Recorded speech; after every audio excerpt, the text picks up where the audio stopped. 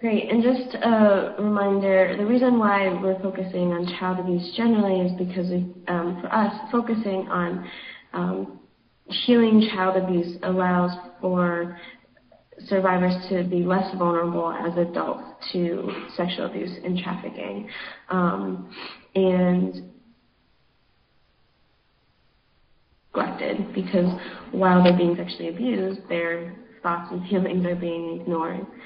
So to go into a little bit about how ASCA is structured, meetings are held weekly, and they're led by 2 co-facilitators. The co-facilitators can be survivors themselves or therapists.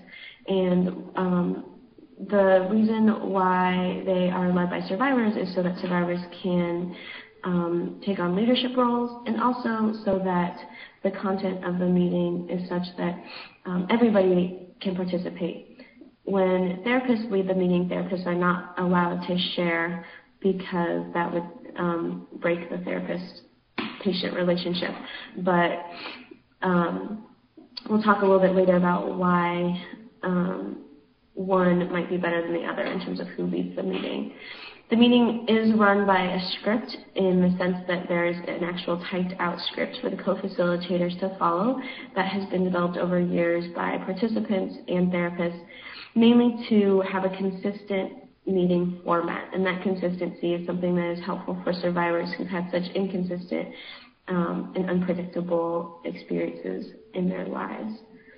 So everybody sits in a circle and is required to come on time and stay for the duration of the meeting. That also adds to the safety of the meeting. Latecomers are allowed to join only at 2 points during the meeting, so that people who can't make it on time, there is a way to join the meeting, but we don't allow people to come in and out, and that really establishes a consistent participation and membership, and so that there's a space for people to feel that they're held and their stories can be shared.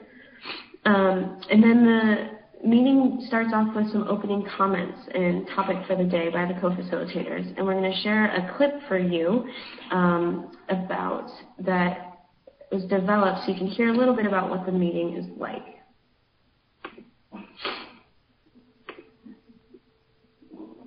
The purpose of ASCA is to bring together within a nurturing and supportive community we who were abused as children, either physically. Can everybody hear that recording? If you could just type yes, that would be great.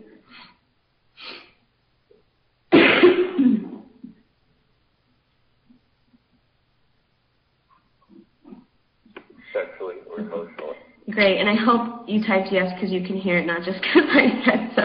But thank you. Our meetings empower us to transform our identities from victims to survivors to thrivers. We will now pass around the telephone support sign-up list. Signing the telephone support list is totally voluntary. By participating in this meeting, we all agree to honor and abide by the guidelines contained in the Welcome to ASCA handout, the philosophy and spirit of ASCA, as well as any interventions made by the co-secretaries. The Welcome to ASCA handout describes important information concerning how to safely participate in our meeting and how to maximize your experience. We, the co-secretaries, are responsible for maintaining safety and will intervene if the guidelines or meeting procedures are crossed. If you disagree with an intervention by a co-secretary, please discuss the matter with the co-secretary after the meeting. We will now pass around our statement of philosophy. Feel free to read in turn or pass. Great, so we're going to skip forward a little bit. Claim our lives as survivors of childhood abuse. We think has an open agenda.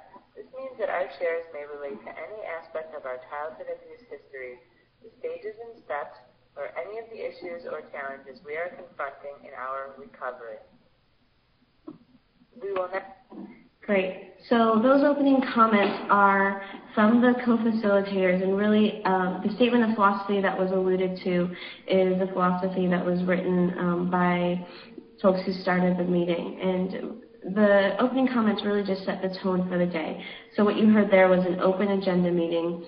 Survivors can talk about any aspect of their abuse histories. The only guidelines are they cannot talk about if they perpetrated abuse on somebody else.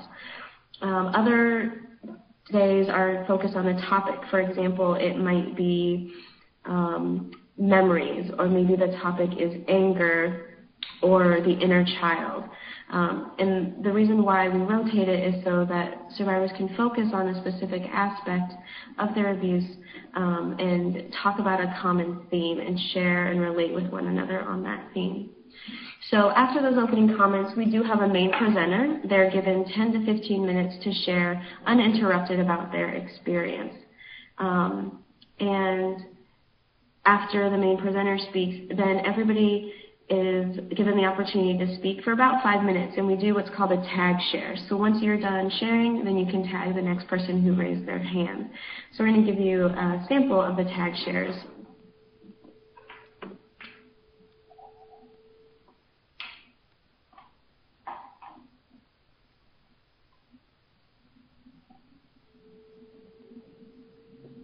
Moment to gather our thoughts and feelings concerning what we want to share. Do we have a volunteer to start the tag sharing? I think it's really difficult to consciously explain to people the effects of my childhood abuse. Because if I were truly conscious of the effects of my childhood abuse, I wouldn't respond to them. For instance, sometimes things just come out of the blue. Very large men. I notice something happens inside me when I'm around very big men. And when I do become aware of it, it really doesn't do me any good. I just sort of realize, well, I'm triggered, I'm tense, and I'm frightened. And there's absolutely no reason for it whatsoever that I can pinpoint. Sometimes a word or a phrase will remind me of a scene in my childhood, and so I'll have kind of like a mini flashback. That's often really quite something. When there are reoccurring scenes that come to me over a period of time, they're not so startling. But when new ones happen, ones that I didn't remember or had repressed, that can be disconcerting. That's sort of putting it mildly, I suppose. And this can happen when I can be doing, several things right. I'm taking care of myself, I'm getting plenty of rest, those sorts of things. Sort of the basic taking care of yourself kind of things. I can be doing all of those things and still have these sort of intrusive thoughts on memories or pictures or movies, really. And there are other times where I just have very, very deep depressions that I can't seem to link to anything in particular. Or what I link them to is really doesn't seem very rational.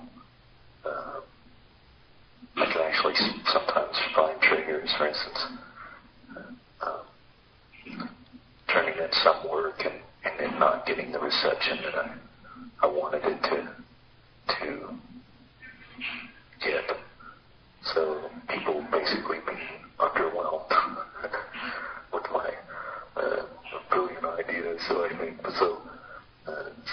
think it triggers me getting my feelings hurt just like a little child, and that's embarrassing.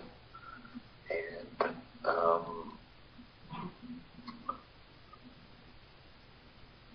it can sort of cause problems in relationships. As I withdraw, I just sort of withdraw, and people really, hey, what happened to that guy?